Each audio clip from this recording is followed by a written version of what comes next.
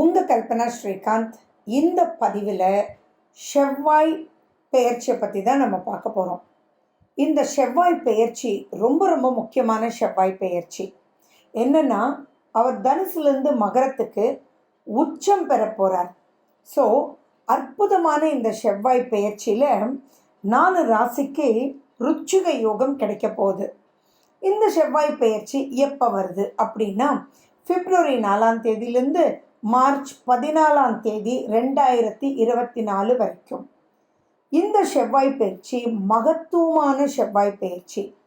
உங்களுடைய ராசி லக்னத்துக்கு இந்த செவ்வாய் பயிற்சி அற்புதமான மாற்றங்களை கொண்டு வரக்கூடிய ஒரு நிலையில் இருக்குது. இந்த அற்புதமான செவ்வாய் பயிற்சியில் என்னென்ன நீங்கள் காஷனாக இருக்கணும், காஷனாக இருக்கணும்னா எப்படி ஓவர் கம் பண்ணணும், நல்லா இருக்குன்னா எப்படி யூஸ் பண்ணிக்கணும் அப்படின்றது லாஸ்ட்டில் சொல்கிறேன். ஸ்கிப் பண்ணாமல் பாருங்கள், ரொம்ப யூஸ்ஃபுல்லாக உங்களுக்கு இருக்கும். தனுசு ராசி மற்றும் தனுசு லக்ன அன்பர்களுக்கு இந்த செவ்வாய் உச்ச பெயர்ச்சி எப்படி இருக்கும் அப்படின்றத இந்த பதிவில் பார்க்க போகிறோம். செவ்வாய் 2ஆம் வீடு ரொம்ப ரொம்ப சூப்பருங்க.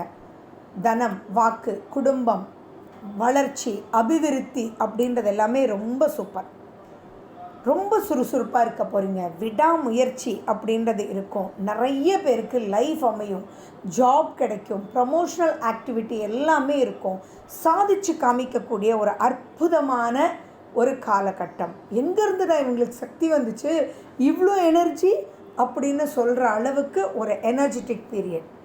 சொத்து வாங்குவீங்க, வீடு வாங்குவீங்க, அதே மாதிரி பார்த்திங்கன்னா வாகனம் வாங்குவீங்க. இதெல்லாம் சொல்லிகிட்டே போகலாம். Financial upliftment something extraordinary super. நினச்சதெல்லாம் நினைவாகும். இந்த செவ்வாய் உங்களுக்கு 5ஆம் அதிபதியும் 12ஆம் அதிபதியும். அந்த இடத்துல கொஞ்சம் கேர்ஃபுல்லாக இருக்கணும். அந்த கொஞ்சம் அப்படின்றது ஒரே ஒரு பாயிண்ட், ரொம்ப ரொம்ப ரொம்ப ரொம்ப கேர்ஃபுல்லாக இருக்கணும். அது என்னன்றதும் உங்களுக்கு நான் சொல்கிறேன். அதை எப்படி ஓவர் கம் பண்ணுறதுன்றதும் நான் உங்களுக்கு ப்ரிகாஷனரி மெஷர் சொல்கிறேன். இந்த நன்மை அப்படின்ற விஷயத்தெல்லாம் நீங்கள் இப்போ ரொம்பவே யூஸ் பண்ணிக்கணும். ஏன்னா இப்போது 2ஆம் வீடு அப்படின்றது உச்சம் பெற்று செவ்வாய் இருக்கும்போது, செவ்வாய் அப்படின்றது ரொம்ப சூப்பரான ஒரு பிளானட்டுங்க. எதையும் சாதிக்கும் திறமையை கொடுக்கக்கூடிய பிளானட். நிறைய போராட்டத்தை கொடுத்தாலும் அது ஜெயிக்க வைக்கக்கூடிய ஒரு பிளானட். நம்ம கீழே விழுந்தால் தானே சைக்கிள் ஓட்ட முடியும், அப்புறம் தானே கார் ஓட்டுறோம். அந்த மாதிரி அந்த கார் ஓட்டுறோன்ற ஒரு பக்குவத்தை கொடுக்கக்கூடியது இந்த செவ்வாய்.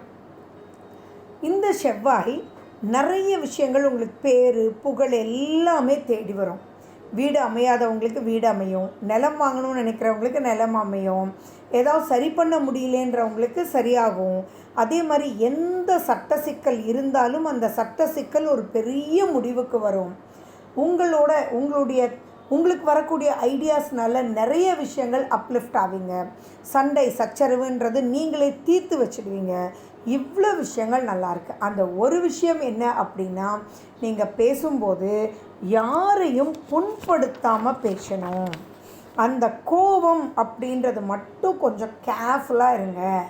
ஜெயிக்கலாம். அந்த ஜெயிக்கும்போது சந்தோஷம் வரலாம், ஆனால் அதுக்காக கோபம் வரக்கூடாது. யாரையும் குறைச்சி பேசிடக்கூடாது, யார் மனசையும் புண்படுத்திடக்கூடாது. இந்த ஒரே ஒரு விஷயம் மட்டும் நீங்கள் கேர்ஃபுல்லாக இருந்துட்டிங்கன்னா அத்தனை விஷயங்களும் ரொம்ப சூப்பர். 5ஆம் வீட்டை செவ்வாய் பார்க்குறார். அப்போ 5ஆம் வீட்டை செவ்வாய் பார்க்கும்போது உங்களுடைய குழந்தைகளோட கொஞ்சம் கேர்ஃபுல்லாக இருங்க. அவங்க எந்த ஏஜில் இருந்தாலும் அவங்க கொஞ்சம் ஸ்பீடாக இருப்பாங்க இப்போது. அப்போ அவங்க செய்கிறது உங்களுக்கு புரியாமல் இருக்கும். ஸோ இப்போ கேள்விகள் குழந்தைங்களை கேட்கும்போது அது பிரச்சனையாகும். அந்த இடத்துல நிதானமாக குழந்தைங்களோட பேசுங்க. உங்கள் பேச்சில் உங்கள் குடும்பத்தோட, நீங்கள் திருமணமானவங்களாக இருந்தாலும் சரி, ஆகாதவங்களாக இருந்தாலும் சரி, உங்கள் குடும்பம்னு ஒன்று இருக்கும் இல்லையா, அந்த குடும்பத்தோடு பேசும்போது நீங்கள் சாஃப்டாக பேசுங்க. வேகம் வேண்டாம், விவேகம் வேண்டும். பொறுமையாக பேசுங்க. நீங்கள் சொல்கிறது உங்களுக்கு புரிகிற மாதிரி பேசுங்க. இன்னும் நம்பிக்கை இருக்கலாம், தன்னம்பிக்கை இருக்கலாம், கான்ஃபிடென்ஸ் இருக்கலாம். ஆனால் ஓவர் கான்ஃபிடென்ஸில் உங்களுக்கு தான் எல்லாம் தெரியும் அப்படின்ற மாதிரி ஒரு வெடுக்குன்ற பேச்சு மட்டும் தயவு செஞ்சு வேண்டாம். அது உங்கள் குடும்பம், உங்களுடைய மனைவி, உங்களுடைய குழந்தைகள் அத்தனை பேருக்கும் ஒரு நெகட்டிவிட்டியை கொண்டு வந்துடும். அண்ட் இந்த 12ஆம் வீட்டில் செவ்வாய் பார்த்திங்கன்னா தேவையில்லாத ஒரு தூக்கமின்மையை கொடுத்துரும். அதனால் தூக்கம் தொலைக்காமல் பார்த்துக்கோங்க. அப்போ தான் ஆரோக்கியம் சீராக இருக்கும். இந்த மாதிரி சின்ன சின்ன விஷயங்களை மட்டும் நீங்கள் பார்த்துட்டிங்கன்னா தனுசு ராசி உண்மையிலேயே நெக்ஸ்ட் ஸ்டேஜ் ஆஃப் லைஃபுக்கு போவாங்கன்றதுல டவுட் இல்லை. ஆனால் நெகட்டிவிட்டி, அப்பா இது எப்படி போகும் தெரியுங்களா, பெருசாக சாதிச்சிட்டாலாம், அதனால் இப்படி பேசுகிறா, அவளுக்கு தான் எல்லாம் முடியும்னு பேசுகிறா அப்படின்றொன்னு ஆட் ஆகிடும். அந்த ஆடிங் இல்லாமல் மட்டும் நீங்கள் பார்த்துக்கிட்டிங்கன்னா போதும், ஆட்டோமேட்டிக்காக அப்லிஃப்ட்மெண்ட் நல்லாயிருக்கும். ஸோ இதுலேருந்து உங்களை நீங்கள் ப்ரொடெக்ட் பண்ணிக்கிறதுக்கு என்ன வேணும் அப்படின்னா, think before you talk, think before you pronounce. யாரையும் ஹர்ட் பண்ணாமல் இருக்கணும். உங்களுக்குள்ளே ஈகோன்றது இருக்கவே கூடாது. ஈகோ மட்டும் எங்கள் தலகணம் தூக்கிடுச்சு ஆட்டோமேட்டிக்காக. இந்த பாயிண்டில் ஒன்று முக்கியமாக சொல்ல விரும்புகிறேன். நல்ல பிஸ்னஸ் பண்ணி பிரமாதமான ஒரு ப்ராஃபிட் பார்த்து அது யாருக்கு கொடுக்க போகிறோம்? நம்ம இந்திய தத்துவப்படி நம்ம குடும்பத்துக்கு தானே. அந்த இடத்துல போய் ஒரு ஈகோ காமிச்சு என்ன பண்ண போகிறோம்?